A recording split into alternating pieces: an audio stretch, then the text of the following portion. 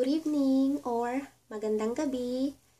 And tonight on our Learning Tagalog, ipagpapatuloy natin or we're going to continue learning more Tagalog phrases, and this is part 8.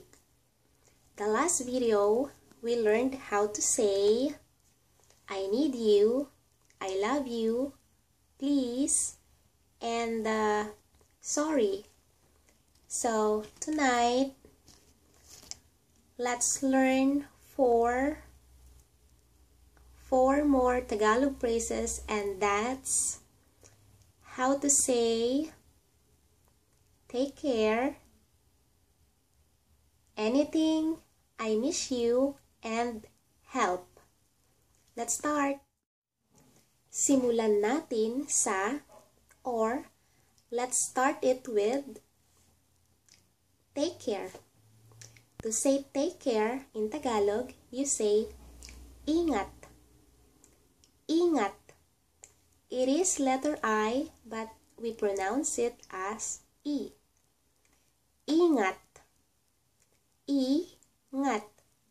Take care.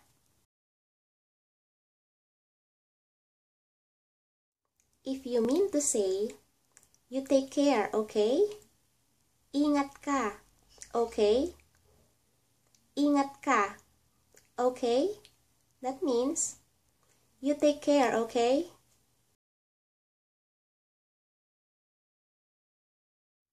And if you wanna say anything, kahit ano. Kahit ano. Kahit ano.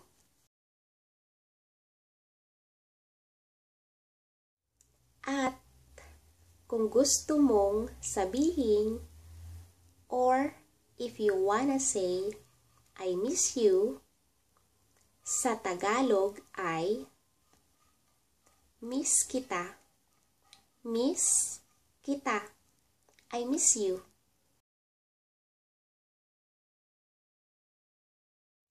There is a Tagalog word for miss, but we rarely use that, as in rarely use that, and that word is nangungulila. Lila. Nangungulila. And as I said, we rarely use that, and most Filipinos, we often use Taglish words or a combination of English and Tagalog words. So if you wanna say, I miss you, just say, miss kita. Miss kita. And if you wanna say, I miss you a lot, or I miss you so much in Tagalog, you say, miss kita sobra. Miss kita sobra. Sobra. Sobra.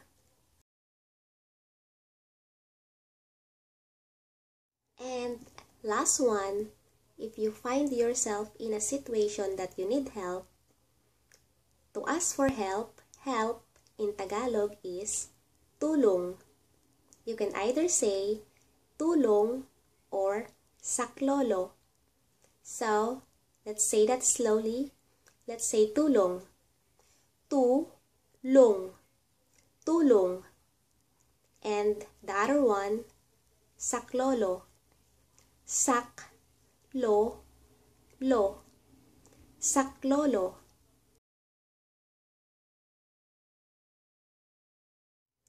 Those are our Tagalog phrases for tonight.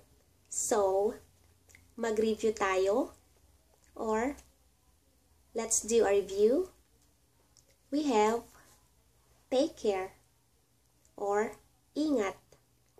Ingat. And if you wanna say, you take care, okay? Ingat ka, okay? And anything. Anything, kahit ano.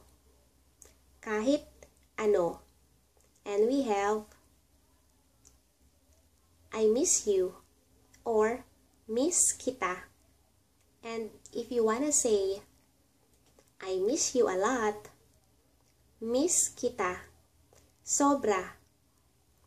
And help, or you wanna say help, tulong, tulong, or saklolo, saklolo. So, yun muna sa ngayon, or that's all for tonight.